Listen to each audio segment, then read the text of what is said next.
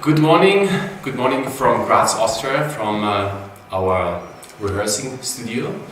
This is the place where we're preparing for the concert tonight. Again, I have to say, we are doing Sound in Jerusalem in Graz, in Austria, and not in Jerusalem, where normally, of course, the festival is based. Last year we did the live stream concert, and this year we are very happy to do actually two real concerts, tonight and tomorrow. And it's amazing because it will be also with audience. And this is, yes, it's very special, very important for artists to have an audience. And we were kind of lucky because it's just a few days ago that the lockdown in Austria has finished. Sound in Jerusalem, the festival Sound in Jerusalem is a music festival which is trying to build musical bridges between Orient and Occident. And well, I may say you can build bridge from two sides. So normally we do it from Jerusalem, and this year again we're doing it from Graz, and I think it's a very good and the right place to do it in Graz. Graz is also the human city of human rights. So we are here now, and I would just like to have a relaxed talk about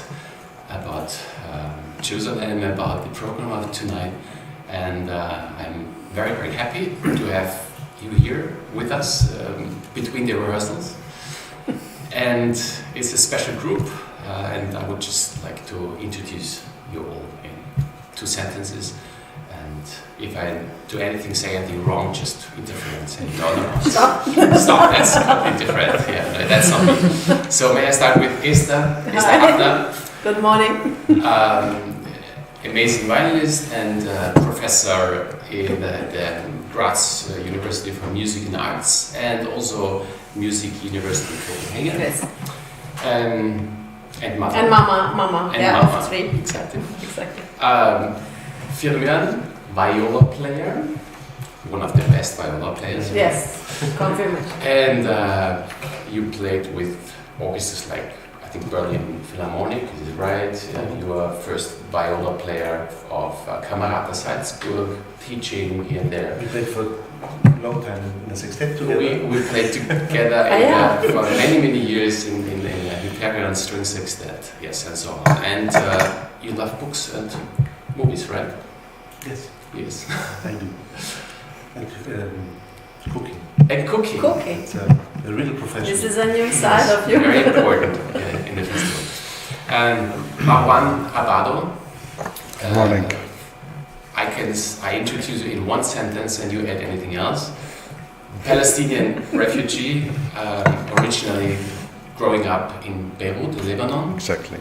And coming to Austria when you were how old? At the age of 18, I came to Vienna. And not to Austria, only to Vienna. Yes. And Marwan established an amazing international career, playing with different people in the ethnic music scenery.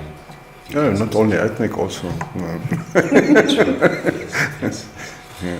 And last but not least, our special guest, the only one who is not performing tonight, Elias Nidetzky. Good morning. There is something special about tonight's program. It is, besides reflecting different ways, Jerusalem, music with visuals, with sounds. It will be also a memorial concert of your father, Wolfgang Sottil. And I would just like to ask you to talk a little bit maybe about your father, about the relationship between your father and Jerusalem, and of course you and your personal relationship to Jerusalem. Well, my father always had a very special connection to Israel in general, but especially Jerusalem. So he studied there. He went to university there in Dormition Abbey. And the story about that is that he actually never got accepted to study there. He just he wanted that. This was his dream, and because he wanted it so bad, he wanted to study there. And so what he did is he got on a plane. He traveled to Jerusalem and he knocked on the door and he said, "Here I am. I'm going to study here now." And he came from a very not so rich family, so this was especially great for him that he got the opportunity to study there. And he was so amazed by the city that he stayed there, or he visited it more than 100 times. And I got to know Jerusalem through him. We visited 3 times together, and every time he got there, he was just relieved. It was his second home, so to say. And it was he had his best friends there. It was really touching to see how everybody from Israel was reaching out to us after his passing. His best friend Doron especially, who invited us to Israel and to do the tours they did together as tour guides. And yeah, it was really touching to see that not only he had this connection to the city, but the people there always had the connection to him as well. And there were this spot he was always talking about. He loved the Ramat Rachel. It was his favorite hotel, and every time we got there, everybody was, "Wolfgang, it's so nice to meet you, and you must be Elias. We have already heard so much about you." And it was just always a really good feeling with him there. He was so happy when he was there, and every group he led there, they always told me when they met me the same thing. He really impressed us. He really showed us the connections between religion, between politics, because Israel is in many ways such a country with so many variations and so many different angles to see different things. And I think he really showed them a lot of it, and so many people were impressed, myself included. So as I mentioned, we went there 3 times together, and it always was a really touching and great experience. You mentioned just a second home, which I feel very much the same. Yeah, and this is a question: how can a city which is so different to, for instance, Graz, can become your second home? I mean, how do you actually feel personally about it? You heard many stories from your father? Of course, it's not a second home in a way that you go there every week or something, but home is always there where there are people that you like, that you love, and I think that is what makes a home. And he and I myself, through him, have those people there, and that's what makes it his second home. That's those are actually not my words. That was he used to say. Yeah. And he met so many great people there, and that's why I think it's his second home. Not, of course, not in a geographical kind of way. So of course he didn't stay there like a home, but in some way it still was a home, even though he wasn't there that often. Maybe I just want to,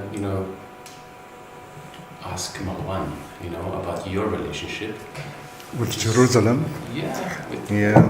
Or the surrounding. The surrounding. Well, I had once an experience.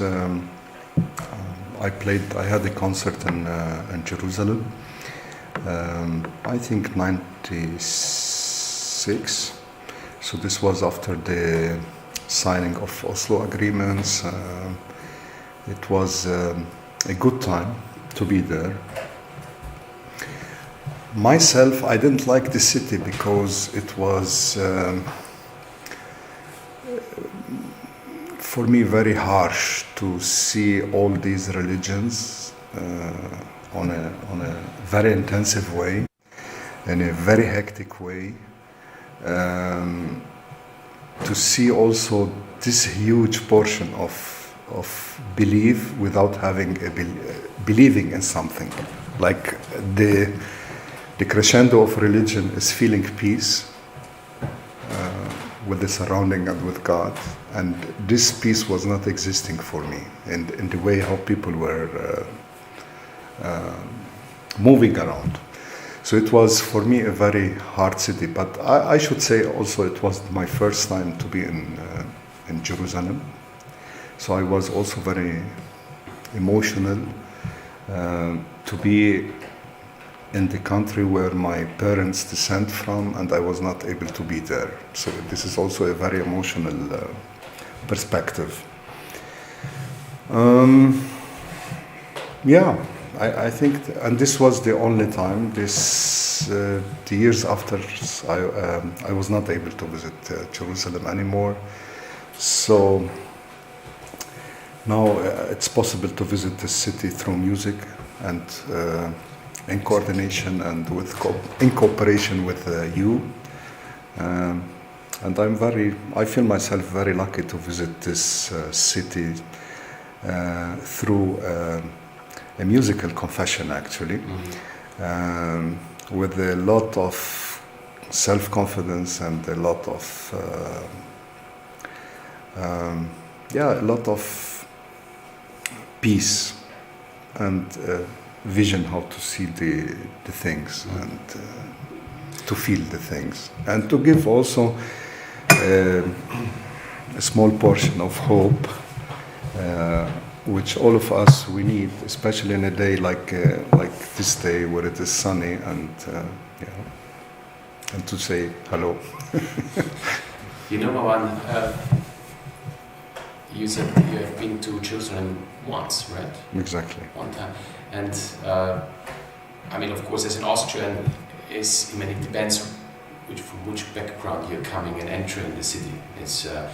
But my personal, I remember my first time visiting the city.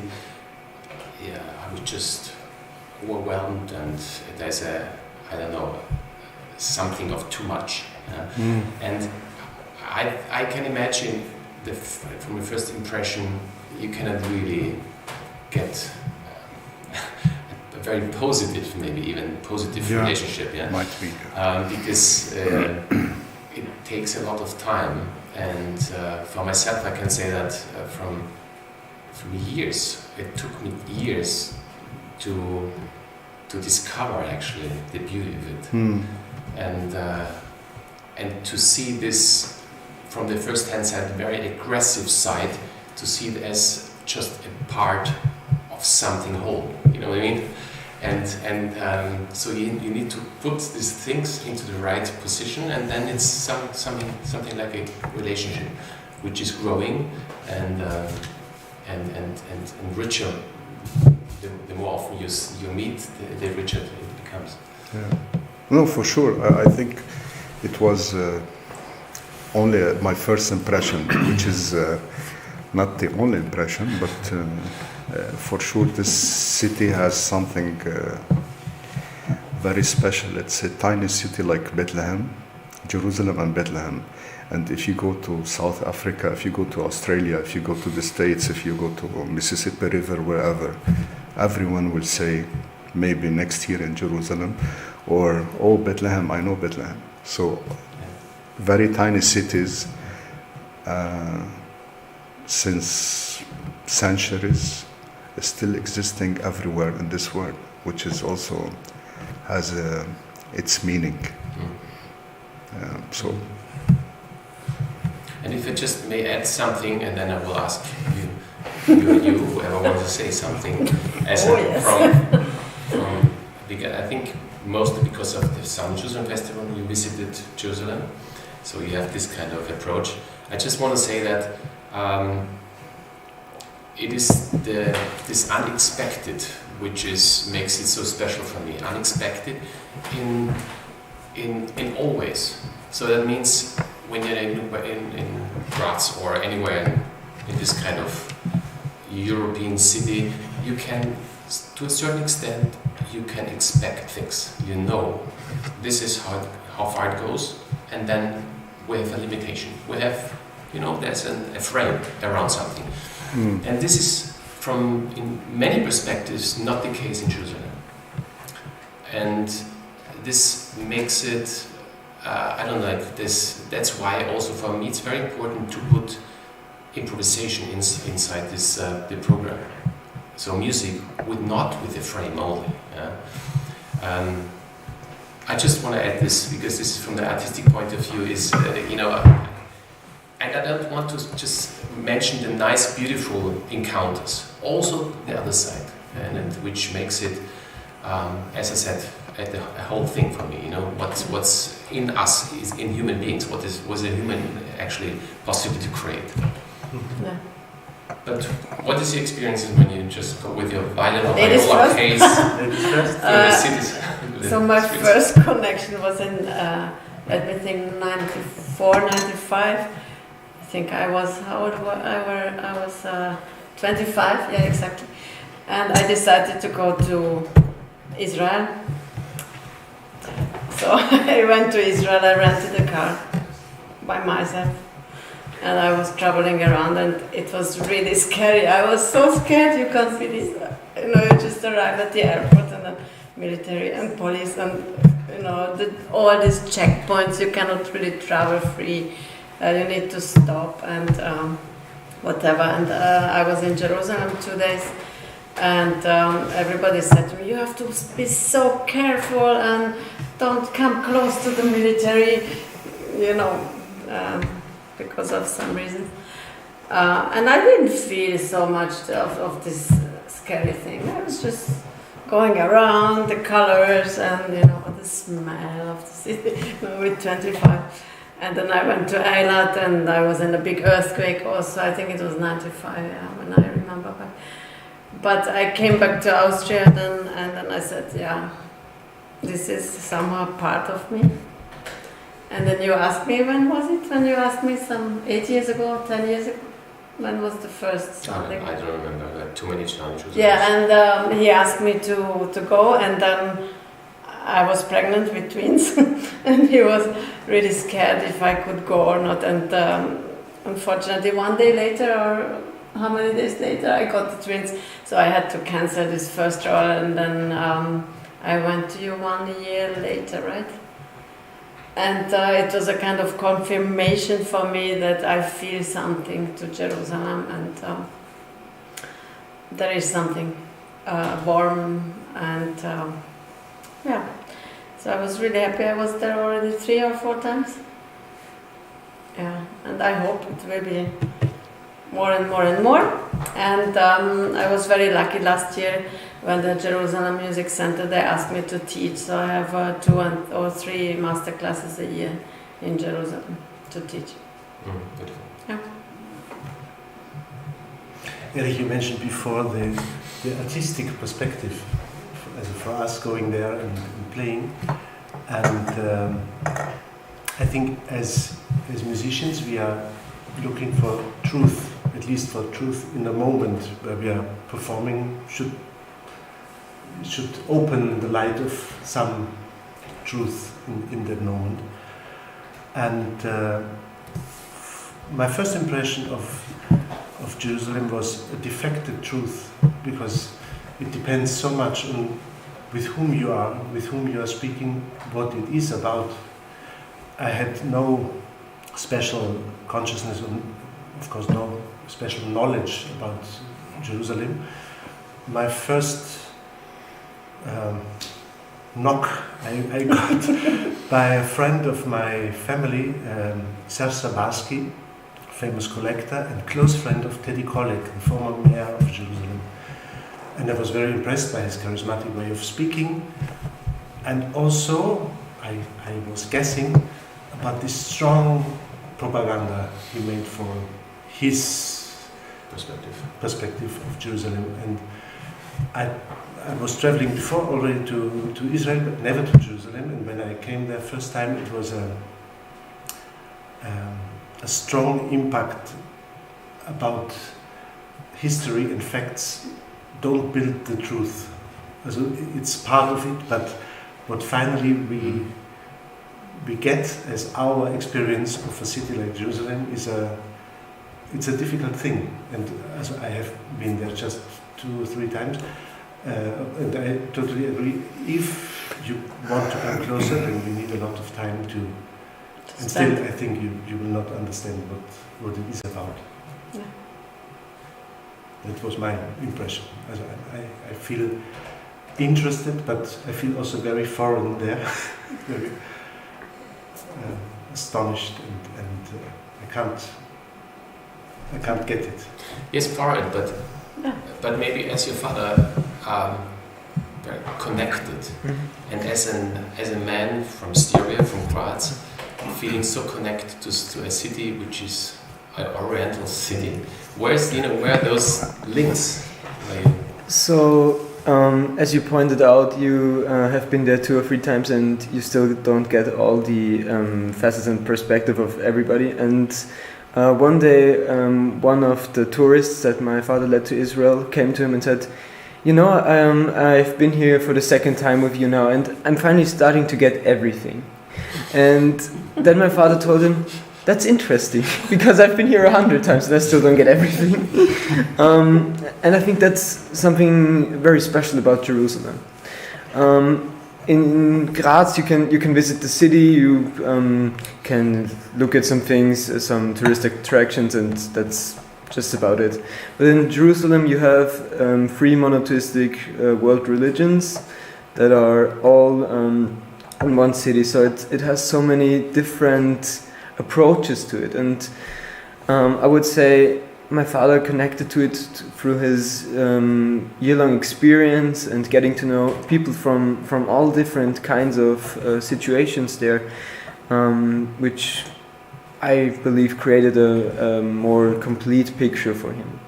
But as he himself pointed out, he still didn't get nearly everything. There will be tonight in the concert, we will have a speech of the General Secretary of the Foundation Pro Oriente, that's called, and of Bernd Bosinghoff, who lived many years also in Jerusalem. And the name of his speech will be Jerusalem, the city in between. And I think I'm actually really looking forward to this speech, because what we're talking about, what is so fascinating about it, and also as truth, what is the truth? We're looking for truth. The truth is always in between, and in between, I think, is also very much linked to the word belief. So you have such a strong belief, which is extremely personal, which is not something which you can understand, or you cannot understand when you're from a different, looking at it from a different point of view. So that makes it so human, because it's full of beliefs and in-betweens, which is very distracting, which, I think for people who don't want to be in between, which is also kind of, which just try to ignore reflecting and doing this kind of thing, work with yourself, they would just not like Jerusalem, or just go away from Jerusalem, because it is something which is, you can't just understand it, because it's not about understanding it. It's about all this difference, all the possibilities of beliefs. I'm just, it's a very hard discussion. No, it's this in between. It's absurd. Yeah, but this is. I think, Erich. I think it's your personal attitude. But speaking about truth, truth is something absolutely for each religion. You cannot deal with that. A religion cannot deal with its. Religion can't, but we could. Yes, no.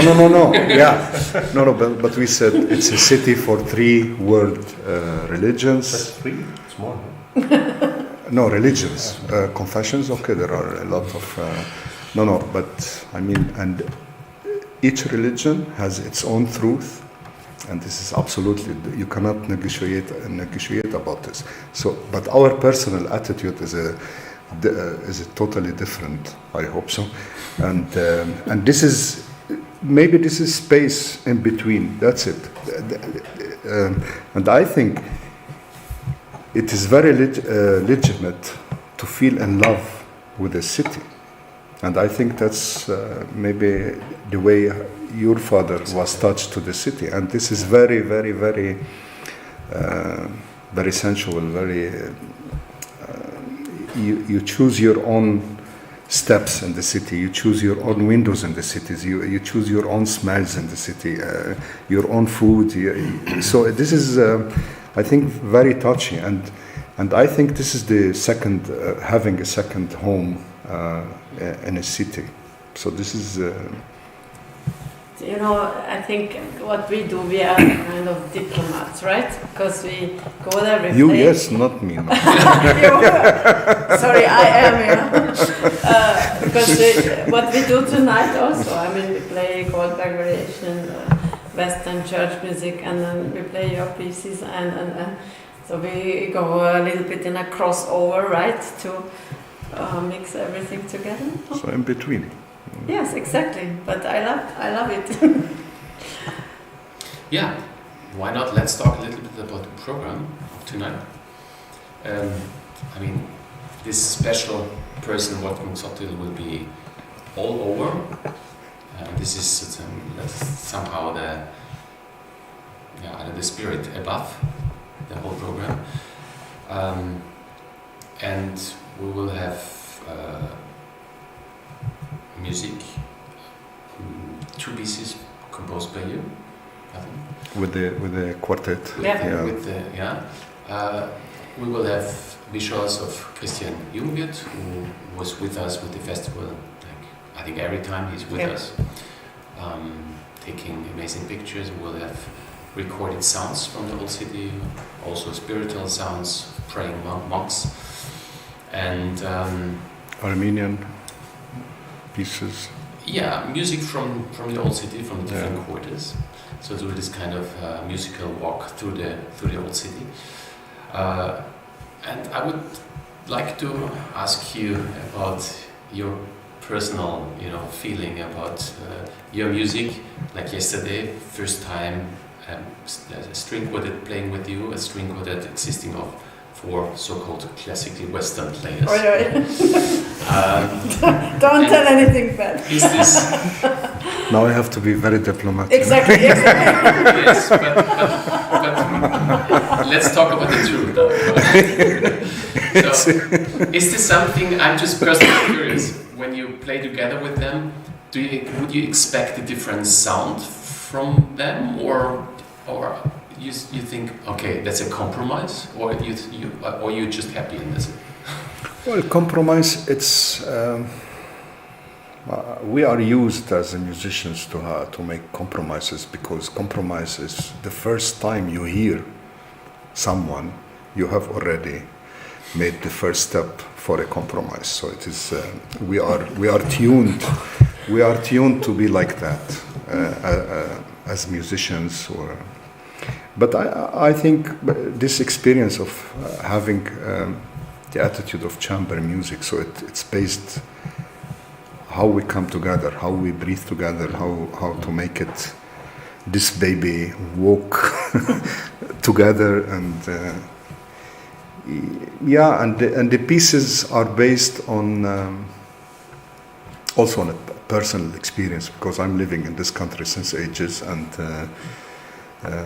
I like this combination between oud as a very representative of an Oriental sound with a quartet, with a string quartet. I like this sound. I like it because... Finally, he said. Yeah. What? Don't talk about my theatre tone there in the Yeah, but this is... Yes, we had the phrase where it is actually made in minor, but it can be in a quarter tone. And I asked Eszter yesterday, okay, would you like to do that? Yeah, and she said yes, of course. But I said also, can you do it with a vibrato? She said yes, of course. Just tell me what to do and I do it. because playing a quarter tone or something like that, it's not a matter of playing it because you will find a place to play, but to feel it. And yeah, it's I think it's for me it's a very positive experience. And can I ask you something? Please go ahead. Because of these quarter notes, yesterday I played them higher, right? A quarter higher. But when do I play higher and when do I play lower? Is there any rule, like in the Baroque? Of course there is a rule. Yeah. Oh, tell me. Not Because now. I just did it really like autodidactical way, like I have in my ear. No, it depends on the scale actually. The scale is the But this note is higher, right? The higher quarter, and not the low. Let's discuss it later in the rest. Exactly, because But Marwan, it's interesting. This compromising. I don't know. Compromise has. I mentioned this word. I don't like it so much because it sounds a little bit that you're losing something in a compromise. It's somehow linked to this for me. I can feel when we are playing Bach Goldberg variations, it's the approach on the cello on the instrument is different than when later on I play with you and Stefan Heckel in other music, in Armenian music or your music. I feel that the position of the bow is in a different place. The sound production is different. If you really open up and listen to the sound of the oud, I love this situation where something out of the frame, let's call it classical Western music, is added. And I because some people could say, oh, this is you can see it in a positive way or negative way. And I think the programs always try to put people together where it's as a big challenge also to find each other. And this process of finding each other, because this is it's also beautiful to see, because if there are beautiful people and they respect each other, there is so much is possible within a very short time.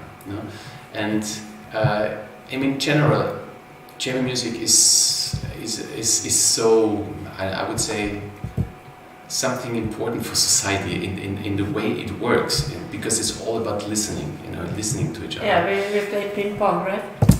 Yes, yeah. And reacting on the way, but really to make something together, and like to make one thing together, but out of all these little details. And I always think it's very inspiring. But I want to ask you, Firmian, because we had wonderful discussions in the past about these mixes, the quality or not quality about mixing things. I'm very interested, and I'm curious and I want to be mixed up in this. You said compromise, or for me it would be an enrichment to have a chance to play now with you with the foreign instrument from my quadrat classical education. The point where I don't like to be in is when I just feel limited. For example, you ask me to play in a jam session of jazz musicians. I don't know. No. Not yet. Just in case, it's a clear issue. I don't know the scales. Yeah. So what I could do is just in a very, very small section. Yes. That's not. But Firmian, as long as I can bring in my qualities, feeling connection between this and other quality, then it's fine. I had once, it was not with Oriental music, it was with a German jazz musician, Christopher Dell, very good vibraphone player and composer. He won the one of the prizes in Germany, and he got a prominent concert in the Philharmonie in Cologne. And he said, yeah, everybody's expecting now that I come with my people and play jazz, but I want to play with you. I said, but Christopher, I can't. I have no idea how to. Let's see. And then he came, and we went for 2 weeks in a small hut in the mountains, and we were just figuring out what's possible to do with me. And of course, it was an enormous disappointment. I don't believe this. and finally, the sound was quite far away from what you mentioned with jazz. It was closer to, I don't know, Morten Feldman or Alban Berg or something, because that's my language, or that I can more or less. And I would be interested to learn other music, but and I would need time. Now, of course, I feel a limitation, because what I can do is just open the ears and come as close as possible, but it's just me. It's not just you, me too. But I mean, we all are very experienced musicians playing for many, many years, and sometimes I think just to think about your limitations because you're not used to do this or that is limiting you. Of course. Yes. So it is. I think sometimes it's enough to be a musician and to listen. It's enough for a great result. And of course, talking about your background is not of a jazz musician or oriental musician, okay? But still there is something, and you can also compare it now to other things in society. You know, there is something where we meet because of our general attitude to it. Yeah. And those. If this is happening, and this is, I think, in first hand, it needs this kind of, okay, I go for it, you know, and I'm not different. I go for it, and we're musicians, and we play together, and we And I think in each profession, what you are doing, you reach a point where you feel bored. You mean easily can happen, yeah. Classic. Okay, I'm doing this. Let's do something else. No, I think it's a good point, because you don't feel dissatisfaction anymore in a certain day, and you need an idea, you need a flame, you need something totally different from your normal daily routine. You know, my father is dentist, and he said when he turned to 50, he said, I cannot see any smile anymore. So this is what you're talking about, right? In some means, yes. In some means, yes.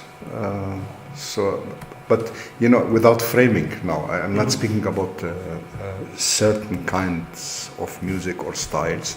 It's this attitude. But reaching this point of boring, it means you are so in it, and you have this temptation, and then you need something totally different, or an additional point, or a new crescendo, or whatever. So I do, yes. And I would even extend it to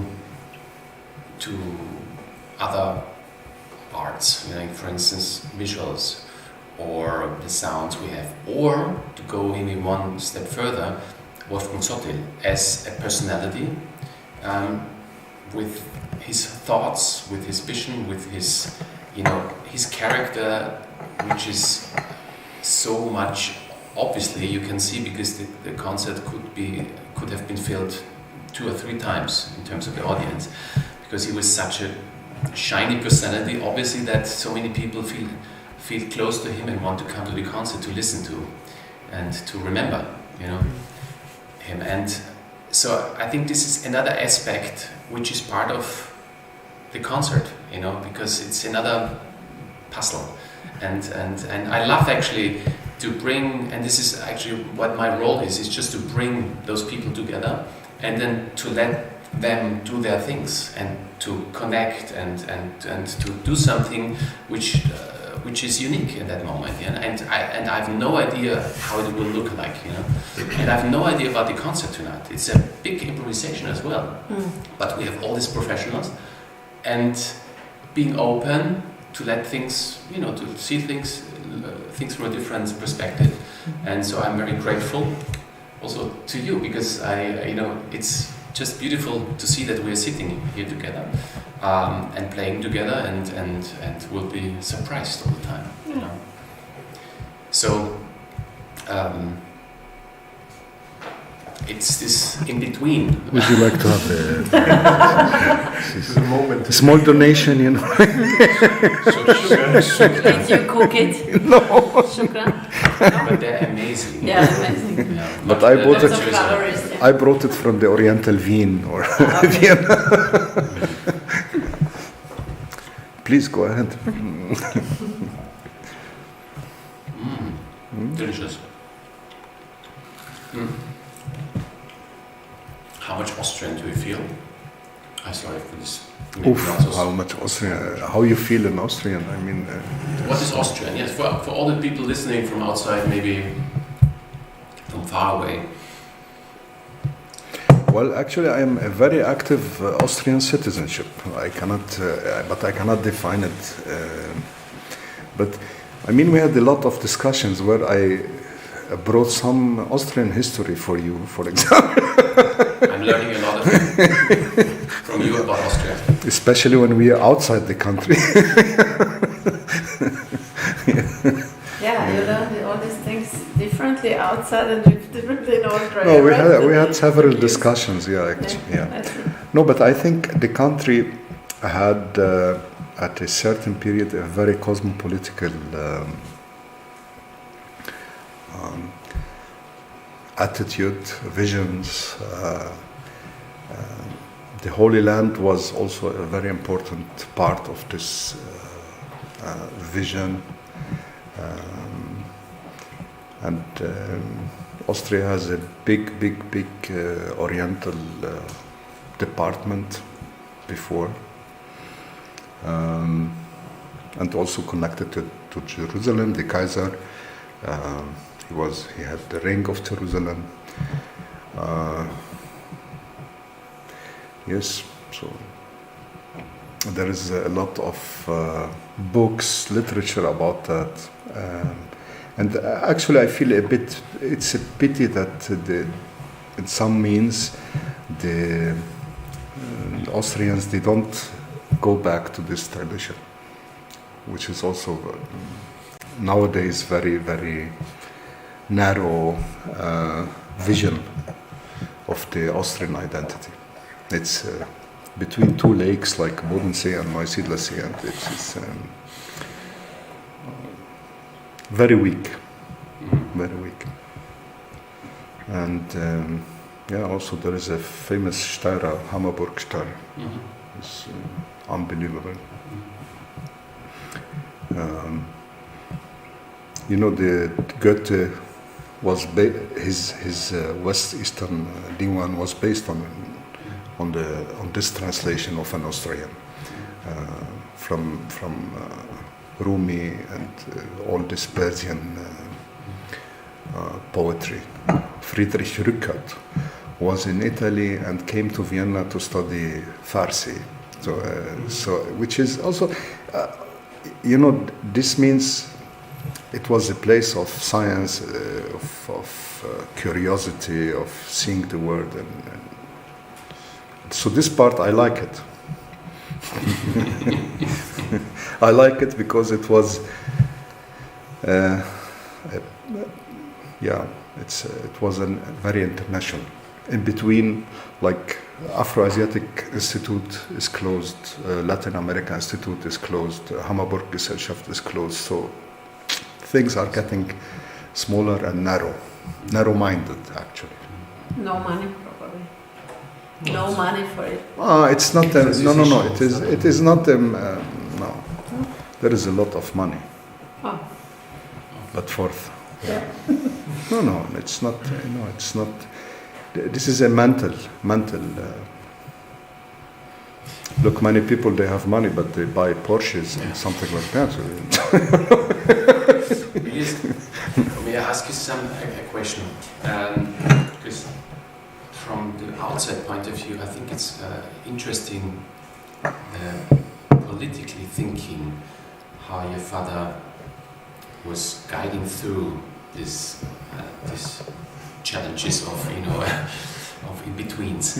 And do you remember how he talked about, because it's always like the one side is trying to capture you and the other one, and so it's a kind of interesting how he did it.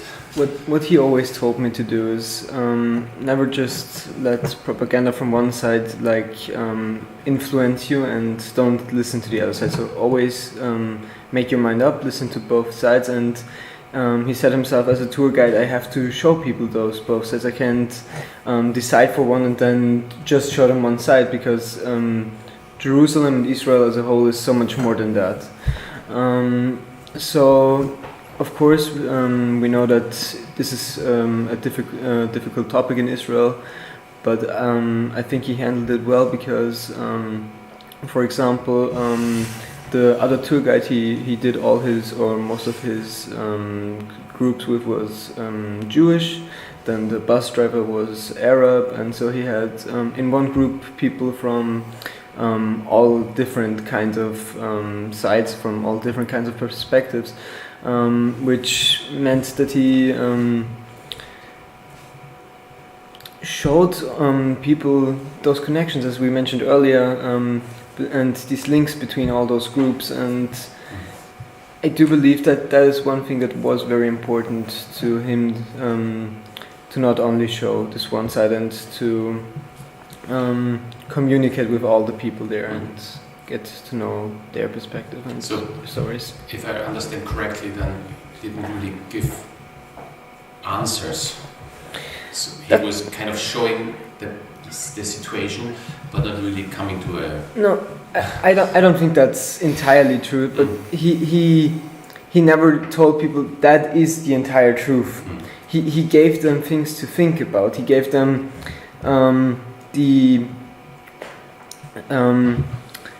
he gave them answers to their questions, but I do think that one thing that makes out a good tour guide is that, especially in a city as difficult as Jerusalem, you don't force your opinion on them, on the people that you travel with.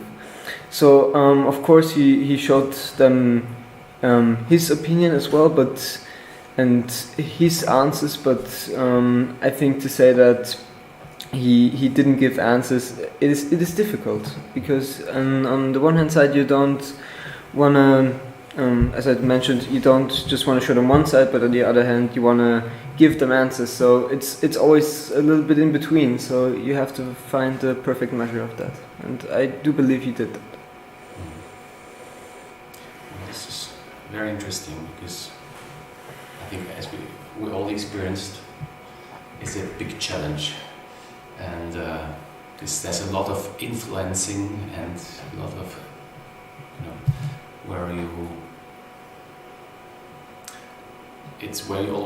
you can't find a simple truth. There is no simple truth. Yeah, exactly. Well, and it's very personal as well. And this is as a musician in Jerusalem. That's something I really had to learn to step back. This is, and to open a space with the concerts and encounters, but not giving answers. Yeah. I'm sure you want to say something to Marwan. No, why?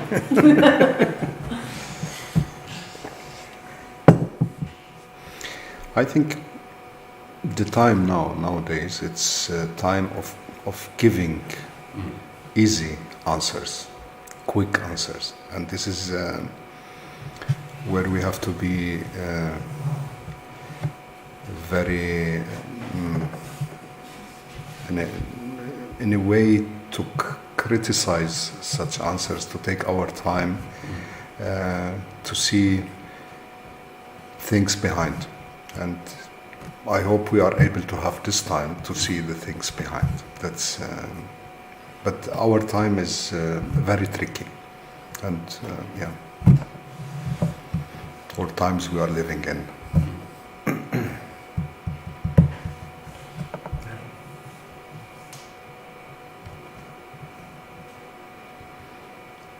true. And Shall we start crying now? No, let's just enjoy the time. Let's enjoy the time we have. We don't need to talk all this. Yes. That's not a must. Of course. Yeah, it's a lot about timing, but it's just it's a big gift being a musician and to be, because you can do this thing, you can call it your profession, what's so much about in life.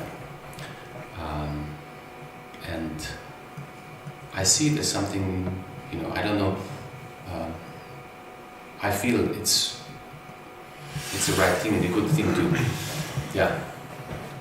to point this out also in a concert or in a festival, So it's not just music and we enjoy music, because also this is a simple answer, and so a lot of listeners to music find this simple answer, and Of course. and they ignore many other important aspects. Well, I think in this we're coming somehow to a beautiful end. Is there anything else? I'm very delighted to sit with you and to be part of this discussion. Really, it's wonderful. Thank you, And especially to you, Elias. Thanks for the invitation. And to see this kind of maturity, it's unbelievable. Mhm. Touch wood, Yes. Thank you. would say. Great. Maybe I can mention that I'm very grateful to be here today, and that thanks to you this is all possible, because we saw in the last few weeks how much of an effort you put into this, and to see you give my father this honor to have this memorial and this concert, it's very beautiful for me to see, and thanks to all of you for doing that. It feels very natural. And thank you, Erich, Yes. because what you do for the world is enormous. Oh, Eszter. Yeah, well. So, it was a wonderful morning. I think we go back to our rehearsal. I think we have to do gold right now. Yeah. And I want to thank Christopher. No one sees him, but Christopher is from Streamster. He was doing the technique, the streaming and everything. Thanks for, I hope it worked. And I want to say that there is the concert tonight. Who cannot listen to it tonight, you can watch it later on YouTube. It will be on YouTube when you go on our website www.soundingjerusalem.com. You can watch the whole concert of tonight from the 23rd of December. It will be online. Is there any regulation for watching the video? No, that's a You mean? a simple answer. You just press the button. You can Maybe you watch have to be tested, or That's very costly. So, thank you for watching, being with us, and thank you guys. And thank you. Thank you.